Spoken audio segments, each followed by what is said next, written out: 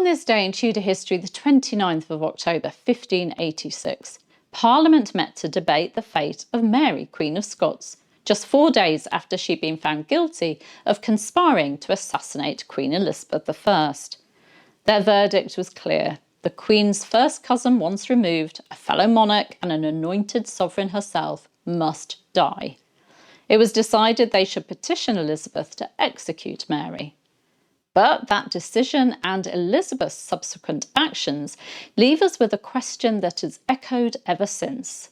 Was Mary a martyr and tragic heroine, or a traitor to the English crown? And could she even be a traitor when she wasn't an English subject at all? I'm historian and author Claire Ridgway, and let's look into this together. Mary's trial had taken place at Fotheringhay in October 1586, but Elizabeth didn't sign her death warrant until the 1st of February 1587, and even then she gave orders that it mustn't be sent until she said so. It's clear that Elizabeth was deeply torn.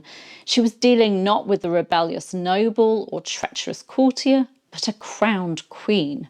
A woman with Tudor blood, consecrated by the same sacred oil that marked Elizabeth's own authority. It was an awful dilemma. As historian Alison Weir puts it, if she signed the warrant, she would be setting a precedent for condemning an anointed queen to death. Yet if she showed mercy, Mary would remain the focus of Catholic plotting for the rest of her life. Elizabeth hesitated. She delayed, and she finally signed, but sought to distance herself from the act. She even asked Sir Amyas Paulet, Mary's jailer, if he might quietly dispatch her under the bond of association.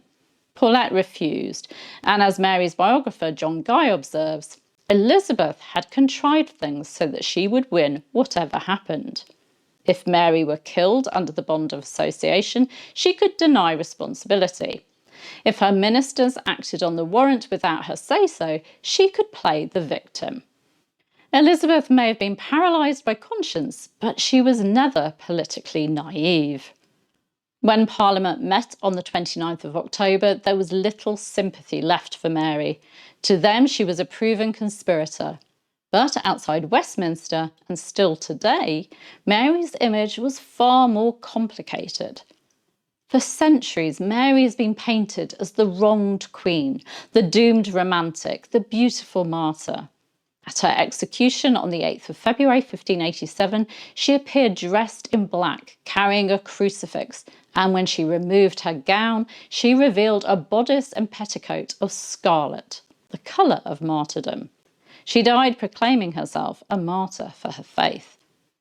Even the Catholic Encyclopedia later claimed that she died with the charity and magnanimity of a martyr, suggesting that her execution sprang from hatred of the Catholic faith. And there's truth in that to a point. Mary died as a Catholic queen in a Protestant land, but to call her a martyr for religion is to simplify a far more tangled story. Mary wasn't executed for her faith. She was executed for treason, for her part in the Babington plot to assassinate Elizabeth and to place herself on the throne instead. Now, some argued that she was framed, that William Cecil and Sir Francis Walsingham fabricated the evidence. But that isn't quite true. They didn't invent the conspiracy. They simply let it unfold until they had proof that Mary herself was involved. They intercepted her correspondence, decoded it, and waited. And Mary, tragically, fatally, wrote the words that sealed her fate. In her letter to Anthony Babington, she gave her approval for the dispatch of the usurper, Elizabeth, telling Babington to set the 6 men he'd mentioned in his letter to work, and urging that she herself be transported out of this place once the deed was done. In short, she blessed a plot to assassinate the Queen of England. Walsingham's trap had worked. She had quite literally written her own death warrant. And yet, was she truly guilty of treason? Mary wasn't an English subject. She was a foreign monarch, an anointed queen in her own right, and a prisoner of Elizabeth's for nearly 19 years. Can a captive queen, deprived of liberty and hope, truly be judged by the same laws as her captors?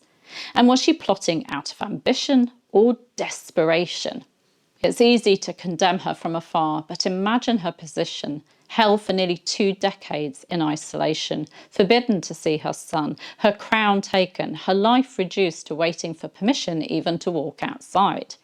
She believed herself God's rightful queen, and that Elizabeth's rule, declared illegitimate by the Pope, was usurpation. To Elizabeth, Mary was a danger to the realm.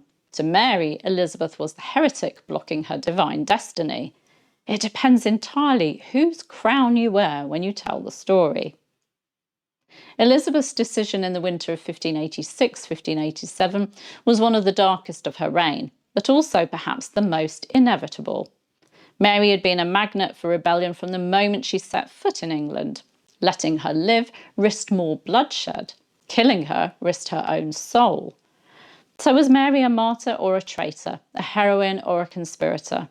Perhaps she was all of them, a woman destroyed by circumstance, pride, and the clash of faith and power in an age that had no mercy for either.